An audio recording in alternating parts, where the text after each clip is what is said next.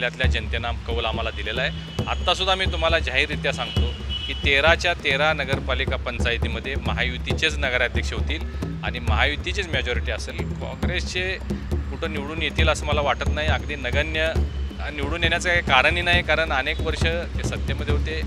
फारसं काही त्यांच्याकडून उठावदार काम किंवा सकारात्मक कामं, विकासात्मक कामं झालेली नाहीत।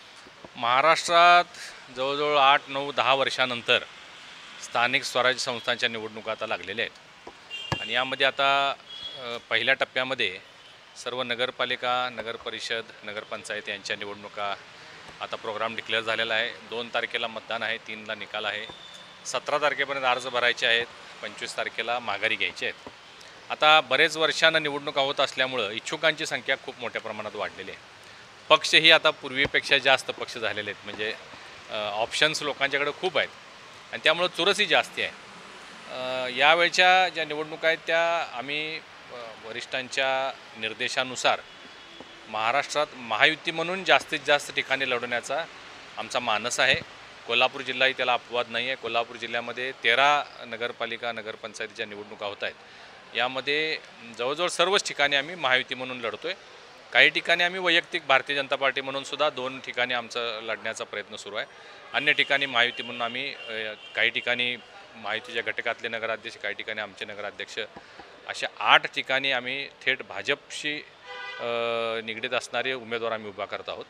आणि आता या सगळ्याची जबाबदारी महाराष्ट्रातले जे भारतीय जनता पार्टीच्या स्टार प्रचारकांची यादी घोषित झाली, त्यात मी स्वतःला भाग्यवान समजतो की भारतीय जनता पार्टी प्रदेशच्या वतीनं माझं नाव त्यामध्ये आता निर्देशित करण्यात आलेलं आहे आणि अनेक जिल्ह्यांमध्ये त्यानिमित्तानं प्रवासी होईल आणि मला व्यक्तिशः आनंद होतो आहे की या निमित्तानं केंद्र सरकारच्या योजना असतील किंवा महाराष्ट्र सरकारमध्ये सध्या कार्यरत असलेले आमचे सन्माननीय मुख्यमंत्री देवेंद्रजी फडणवीस साहेब आणि उपमुख्यमंत्री एकनाथरावजी शिंदे आणि अजितदादा यांच्या नेतृत्वाखाली जी घोडदौड महाराष्ट्राची सुरू आहे ती जनतेपर्यंत पोहोचवण्याची संधी या प्रचारक म्हणून नाव झाल्यामुळं मला करता येईल आणि त्याचा मला विशेष आनंद होतो। मी आपल्याला सांगितलं की वरिष्ठांच्या निर्णयानुसार बहुतांश ठिकाणी आम्ही महायुती म्हणून जाण्याचा प्रयत्न करतो आहे, परंतु स्थानिक ठिकाणी काही अडचणी असतात। स्थानिक नागरिकांच्या किंवा आमचे पदाधिकारी असतात, त्यांचं मनोमिलन होणं काही ठिकाणी कठीण असतं आणि त्यामुळे चंदगडमध्ये मला वाटते दोन्ही राष्ट्रवादी एकत्र महाराष्ट्रात पहिल्यांदा तिथं आलेले आहेत। त्यामुळं निश्चितच स्वाभाविकपणानं आमचे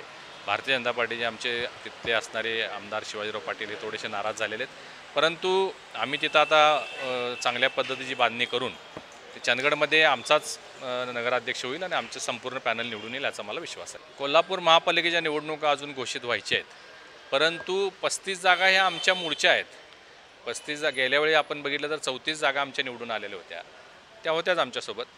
उर्वरित ज्या जागा आहेत आता आम्ही कोल्हापूर महापालिकेमध्ये सुद्धा 100% आम्ही महायुती म्हणून लढणार आहोत, ज्यामध्ये राष्ट्रवादी, शिवसेना आणि आम्ही एकत्रित ह्या निवडणुका लढणार आहोत।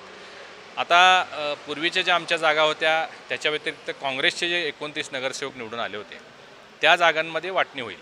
त्यात काही आम्ही लढू, काही राष्ट्रवादीकडून लढल्या जातील आणि काही शिवसेनेकडून लढल्या जातील।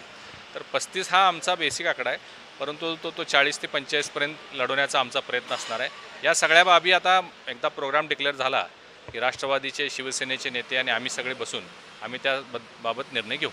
ज्या पद्धतीनं विधानसभेच्या आधी मी एकमेव महाराष्ट्रात होतो ज्यांनी जाहीर प्रसारमाध्यमांच्या आणि जाहीर सभेमध्ये सांगितलं होतं की आम्ही 0-10 होतो, त्याच्यावरून 10-0 होणार हे सांगितलं होतं आणि त्या पद्धतीचाच निकाल कोल्हापूर जिल्ह्यातल्या जनतेनं कौल आम्हाला दिलेला आहे। आत्तासुद्धा मी तुम्हाला जाहीररित्या सांगतो की 13च्या 13 नगरपालिका पंचायतीमध्ये महायुतीचेच नगराध्यक्ष होतील आणि महायुतीचीच मेजॉरिटी असेल। काँग्रेसचे कुठं निवडून येतील असं मला वाटत नाही। अगदी नगण्य निवडून येण्याचं काही कारणही नाही, कारण अनेक वर्ष ते सत्तेमध्ये होते। फारसं काही त्यांच्याकडून उठावदार काम किंवा सकारात्मक कामं, विकासात्मक कामं झालेली नाहीत आणि लोक सध्या पाहतात की सरकार कुणाचं आहे। राज्यामध्ये आमचं महायुती सरकार आहे, केंद्रामध्ये भारतीय जनता पार्टीचं सरकार आहे आणि त्यामुळं सरकार ज्यांचं असेल त्यांच्याकडूनच विकास कामं होऊ शकतात एवढं निश्चितच कोल्हापूरची जनता जाणते आहे आणि त्यामुळं महायुतीलाच मोठा आशीर्वाद मिळेल याचा मला विश्वास आहे।